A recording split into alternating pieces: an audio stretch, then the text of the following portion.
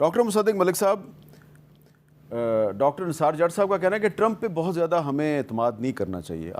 आपका इस क्या रिस्पॉन्स है? जी, मेरा ख्याल है कि हम तो जा रहे हैं अपना मुकदमा दुनिया के सामने रखने।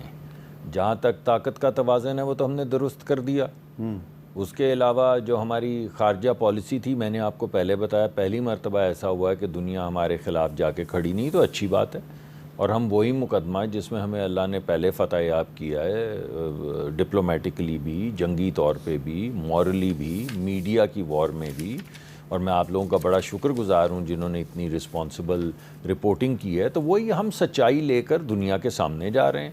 अब अगर ट्रंप हमारे साथ खड़े हैं या ये कह रहे हैं कि बातचीत होनी चाहिए, तो होनी चाहिए। अच्छा, आपने जो बात की ना कि सच्चाई जी दुनिया के सामने आ रही है, देखें ये पहली दफ़ा है कि जो इंडिया का नैरेटिव है उसको जो मगरबी अखबारात हैं वो उसको बेनकाब करें। एक बरतानिया का अखबार है द गार्डियन ने भारत का झूठ जो है उसको बेनकाब किया है। गार्डियन ये कह रहा है कि हालिया पाक भारत कशीदगी के दौरान भारतीय सोशल मीडिया पर झूठ के अंबार लगाए गए। कहा गया भारत ने पाकिस्तान के लड़ाका त्यारे मार गिराए, पाकिस्तानी पायलट को पकड़ा, कराची पोर्ट लाहौर पे कब्ज़ा हो गया, army chief general Asim Munir के ख़िलाफ़ बगावत हो गई।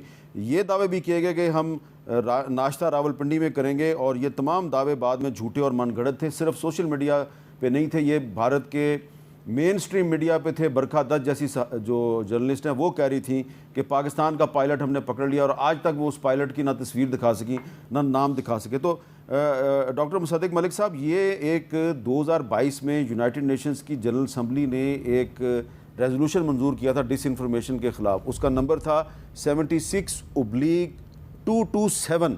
उसकी वायलेशन की है इंडिया ने।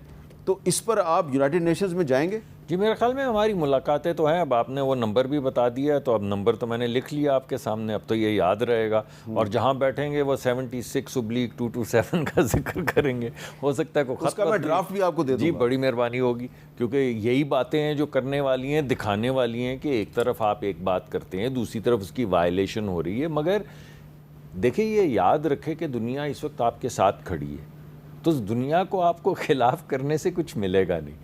एक मेरी कुछ गुजारिशात हैं डॉक्टर साहब के लिए। हाँ। डॉक्टर साहब ने बड़ी भली बात की, मेरे दिल को बड़ी अच्छी लगी।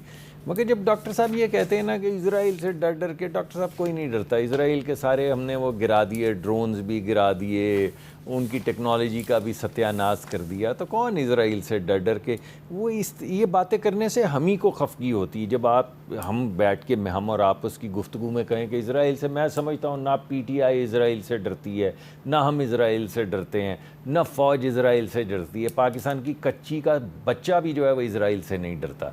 तो ये इज़राइल से कोई डरता वरता नहीं है। अगर किसी के दिल में या जहन में कोई खौफ है तो वो निकाल दे। ये बड़ी अच्छी बात की आपने कि ना पीटीआई इजराइल से डरती है और ना ही आप। जी, मैंने पहले उनका नाम लिया। हाँ। पहले पीटीआई का नाम लिया। हाँ। इस वजह से दूसरी बात मैं ये करूँगा कि देखें, हमें आपने 2 मरतबा जिक्र किया, मैंने 2 मरतबा जवाब नहीं दिया। एक तो ये हुकूमती वफद है, ये गलत जवाब है, this is the wrong answer. अब आप झगड़े की बात आपने शुरू की।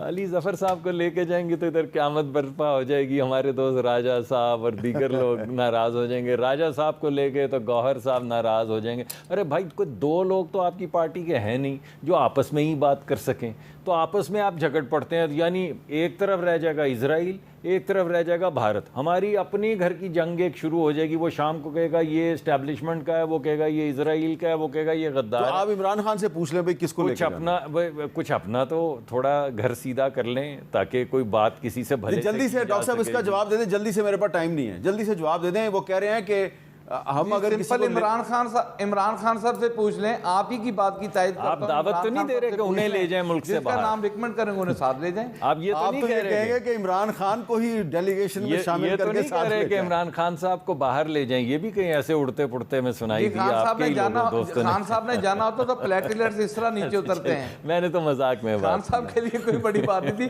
जाना होता तो प्लेटिलेट्स। बहुत बहुत शुक्रिया, बहुत बहुत वो नहीं जाएंगे। डॉक्टर निसार जट साहब बहुत बहुत शुक्रिया। डॉक्टर मुसद्दिक मलिक साहब आपका भी बहुत बहुत शुक्रिया। मलिक साहब जो हैं, आपने देखा कि आज उन्होंने कोशिश की कि डॉक्टर निसार जट साहब जो हैं वो 2-3 दफ़ा हमलावर हुए, उन पर उन्होंने जवाब नहीं दिया।